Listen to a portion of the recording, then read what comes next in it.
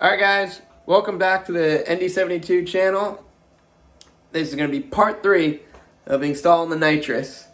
Before we get started, make sure you guys hit that subscribe button and all that stuff. And we're going to jump right into it. Here we go. Alright, we're back. I had to undo this a little bit.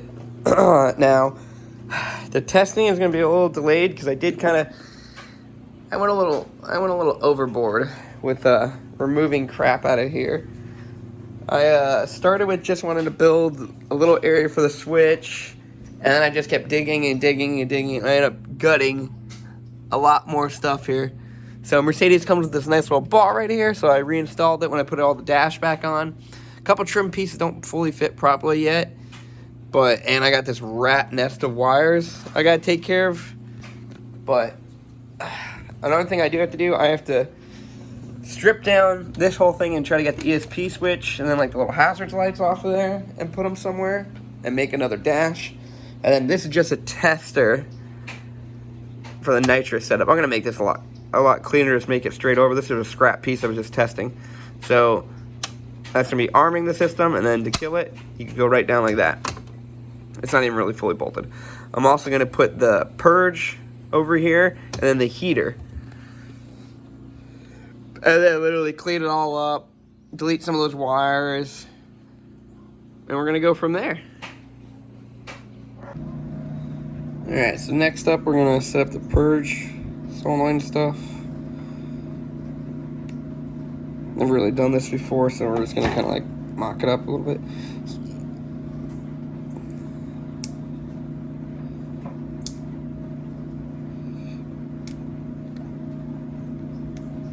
Yeah, so this should be out.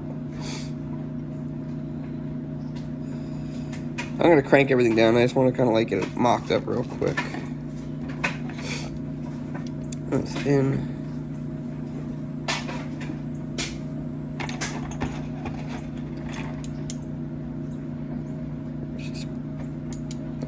Bracket goes around there. And should have that going there.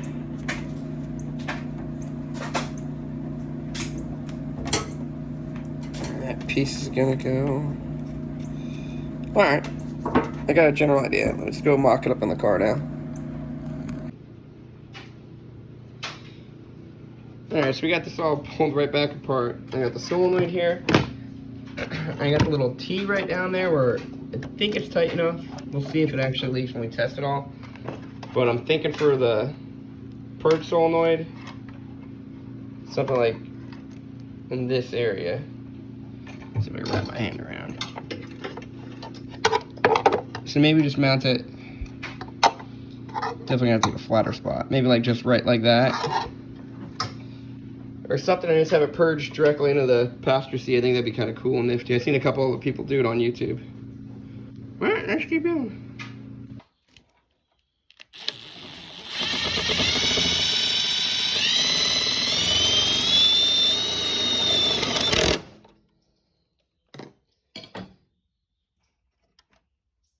Holding it pretty nice over there.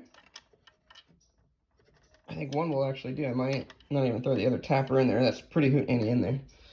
So I got that going in the cab. And I got all these lines. I got a wire up and zip tie up. Not bad, not bad. I like right there. And then if you go around here, it's not protruding where it's going to hit anyone. Can you see it? Let's get a little closer. Where? Ah, there it is. So the odds of someone's feet actually hitting that are so unlikely. Alright,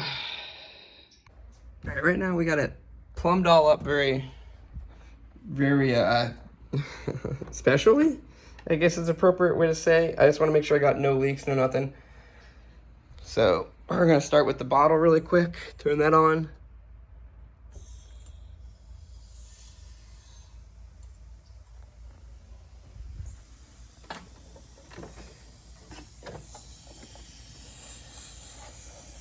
All right, 100% got a leak. Let's kill this. I don't want to waste all this nitrous.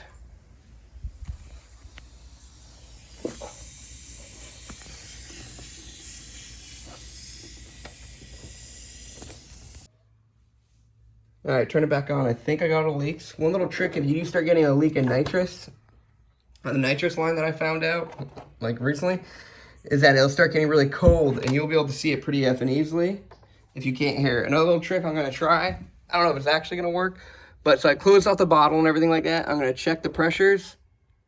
We're roughly at like, I don't know, one notch over 6. So the pressure starts dropping before I actually hit the purge solenoid, then I'll know I got another small leak somewhere. So we're gonna let it sit for a little bit and then come back and start working on wiring up the purge solenoid and all that stuff. For the ground wire, I just put it where I put the other ground wire for the control box. All right, so we got that grounded. I got a fuse in here that came with the kit, and now we're just gonna test it real quick by tapping it to the positive. I don't really know if this is gonna work, we'll see. Oh, Jesus Christ.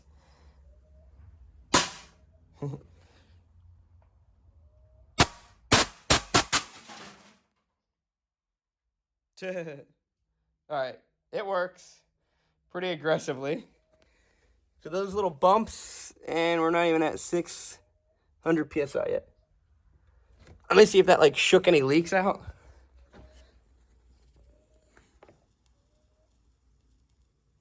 Oh, it did. I could hear something. All right, let me go into that. All right, we got it all kind of rigged up. Let's test it. Not bad. How much we got? Almost dumped all the bottle pressure out from that. Pretty cool. All right, now we're gonna mount it over here with this makeshift little mount. Once I put the heater and everything on here, then I'm gonna make a whole nother mount. But until I just want to test everything up so I can see where it goes instead of drilling into the primary one.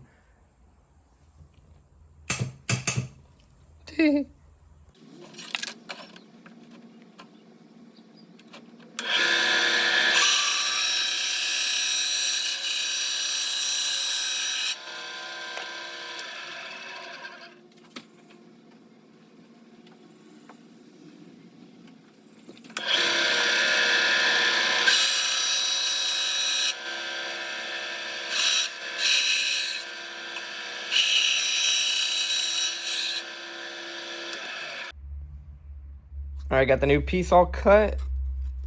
Not perfect, but pretty good. I think it'll fit perfectly right there. I think I'm gonna keep the texture side compared to like the flat black side. Looking good, so now I'm gonna drill all the holes for the new stuff, start wiring everything back up. All right, still one heck of a mess, but we got another little temporary panel up. We got I'm testing to make sure everything still works. So we got the nitrous armed right now. We got the bottle heater on, and purge works. I'm trying to see. Oh, that's getting hot. All right, so the bottle heater is working still. That's still wired up with me. Yeah. Still got armed there. All right. Oh, it's definitely getting hot. I don't have the bottle open. I just had it cracked a little bit. But pressure's going up. Yeah. That's good. All right, I still got to get rid of this rat's nest of rigmarole and clean everything up. Then test fire it. So we're going to clean all this stuff up. Before Amazon got super packed, I ordered some stuff. So I got some loom and all that stuff. Trying to make it a little bit cleaner and try to get some of that rat nest of wiring out. And then hopefully we'll fire it up and test it. All right. All right, the wire room didn't really work on some spots just because I have the inline fuse and all that stuff, but I want to see if it'll fire up and check everything else. And then, because right now I can just throw out the trash, and this is fine to drive with, but...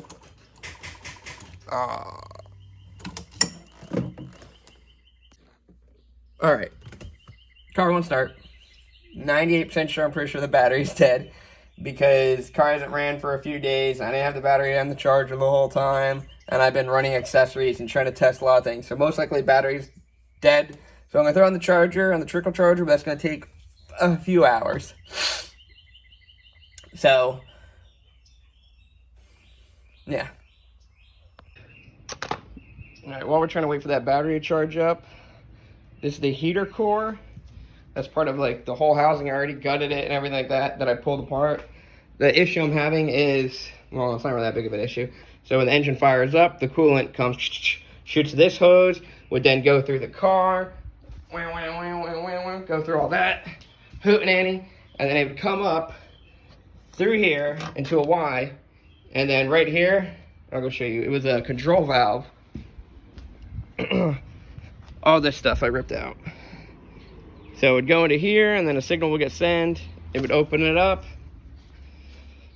dump the coolant to then the secondary electronic water pump, which is, let me try to get a light for you. It is,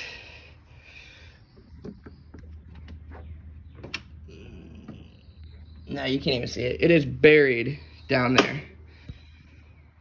So what we're gonna do is I got a hose, and we're literally just bypassing the whole heater core and just gonna go right into a hose. That's gonna go into here, and it'll constantly go right to the pump. And then I might rig it up, and we'll have that pump turn on, because all that does is just dump right into the water pump, the mechanical one. So hopefully we'll get no hootenanny issues, but what I'm gonna do is just cut off 2 ends of this tube, so I could just have a straight there and a straight there. And then just hook that hose really easy, and I don't gotta spend no money. And this is all gonna be junk anyways, unless someone wants it, but I'm gonna chuck it. We got a little adapters on there. There's that one. I try to use mostly factory clips, factory lines, so they all went in there. It went in pretty nicely after I cut what I needed. But these 2 spots are definitely gonna be spots that I'm gonna have to check once I do a shakedown test and I get heat in it. Alright guys, couldn't wait for the battery charge. I just hooked up a little, that little battery jumper thing I have. That like 6-inch thing. That thing saves my hootenanny a lot. Alright, let's check some things. As you can see, that one heater hose, I got it extremely long. I have to trim that down. But I kept this long just in case there was a nick somewhere that I didn't see in shipping. Then I have plenty of room to work with, and I'm not SOL, but fingers crossed it'll start up now. Fans back in, so far good.